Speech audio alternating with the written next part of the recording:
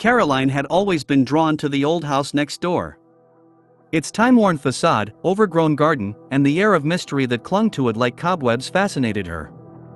The neighbors spoke in hushed tones about the place, warning her to stay away. But curiosity gnawed at her, urging her to explore its secrets. One moonless night, Caroline slipped out of her own home, the floorboards creaking under her bare feet.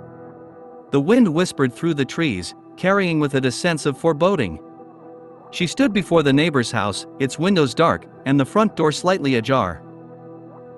As she stepped inside, the air grew colder. The walls seemed to close in, and shadows danced across the faded wallpaper. Caroline's breath hitched when she heard a soft sob from the hallway. She followed the sound, her heart pounding against her ribs.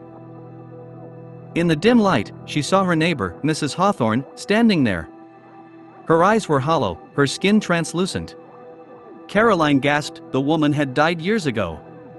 Yet here she was, trapped in this spectral realm. "Caroline," Mrs. Hawthorne whispered, her voice echoing. "You shouldn't have come. Why are you here?" Caroline asked, her voice trembling. Mrs. Hawthorne's gaze bore into her. "The house holds memories, secrets.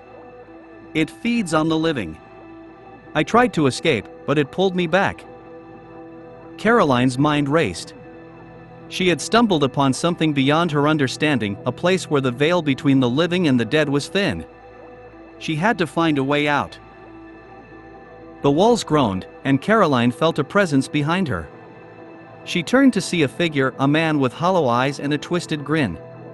His name was Mr. Sinclair, another former neighbor who had vanished without a trace. "Caroline," he hissed, "you're the key. The house craves your fear, your essence."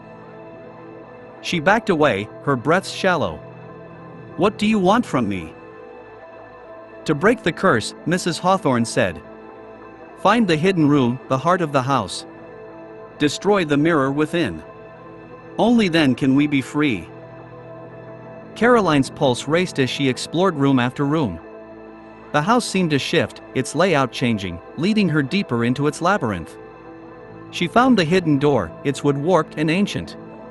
Inside, a mirror stood, its surface tarnished and cracked. As she raised a hammer to shatter it, the house trembled. Shadows swirled, and the walls bled memories of lost children, broken dreams, and forbidden love.